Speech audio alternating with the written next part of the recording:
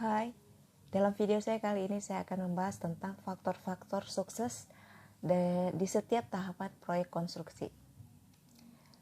Dalam video saya kali ini saya membagi atas 3 tahap, yaitu tahap prakonstruksi, kedua tahap konstruksi, dan ketiga tahap pasca konstruksi. Dalam tahap prakonstruksi, dalam tahap ini faktor yang menentukan adalah pertama yaitu yang akan saya bahas yaitu konsultan perencana. Pengalaman konsultan perencana dalam menangani suatu proyek perencanaan, kemudian sumber daya manusia konsultan perencana, kemampuan dalam menangani atau membuat suatu desain turut membantu dalam mempengaruhi hasil akhir suatu perencanaan atau desain suatu proyek konstruksi. Dan di dalam perencanaan, dalam tahap perencanaan ini, tahap-tahap yang dilalui dalam menentukan suatu desain atau dokumen perencanaan yaitu pertama yaitu rumusan perencanaan, kemudian mendesain, kemudian gambar kerja atau gambar rencana, kemudian menentukan anggaran biaya atau lebih kita kenal dengan nama EE atau Estimate Engineering, kemudian membuat jadwal pelaksanaan yaitu menentukan frame atau time frame atau waktu dalam pelaksanaan satu proyek konstruksi. Kemudian bukti kerja dari faktor konsultan perencana itu dalam bentuk dokumen EE, dokumen gambar rencana, kemudian spesifikasi DED, AMDAL dan lain-lain. Kemudian faktor yang kedua yaitu pelelangan pekerjaan yang lebih kita kenal dengan kegiatan POKJA. Dalam proses pelelangan yang terbuka, transparan, dan akuntabel, menjamin jalannya proses pelelangan yang jujur dan baik, dan dapat menilai, mengevaluasi, dan menentukan dan memilih penyedia yang benar-benar kompeten untuk melaksanakan suatu proyek konstruksi. Kemudian tahap konstruksi.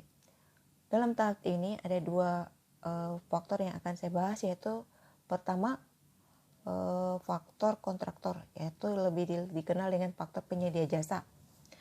Pengalaman kontraktor dalam proyek konstruksi sangat menentukan suksesnya suatu proyek. Kemudian manajemen site, yaitu kemampuan untuk merencanakan pengaturan site, penempatan peralatan, penempatan fasilitas, baik tenaga dan juga perlengkapan lainnya, agar proyek bisa berjalan dengan baik. Kemudian supervisi, kemampuan untuk memahami desain dan spesifikasi teknis yang telah ditentukan.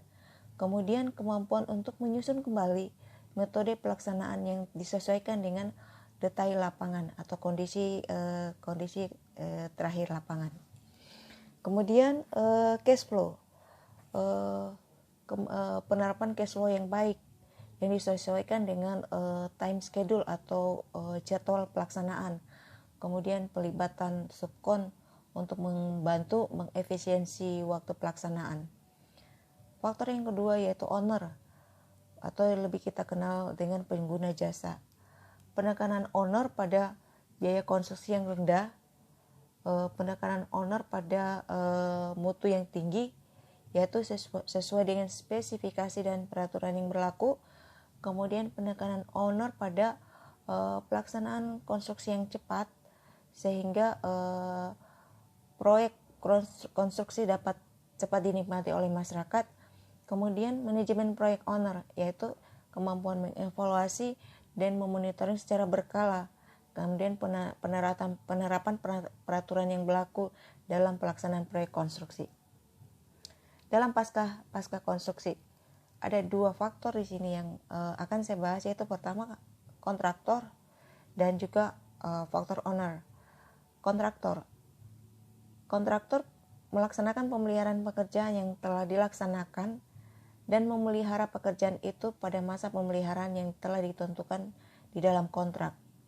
Kemudian owner atau pengguna jasa, yaitu melaksanakan pemeriksaan berkala dan pemeliharaan rutin terhadap pekerjaan konstruksi yang telah diserahkan, dan sehingga kondisi pekerjaan dapat terjaga dan dapat mencapai umur rencana.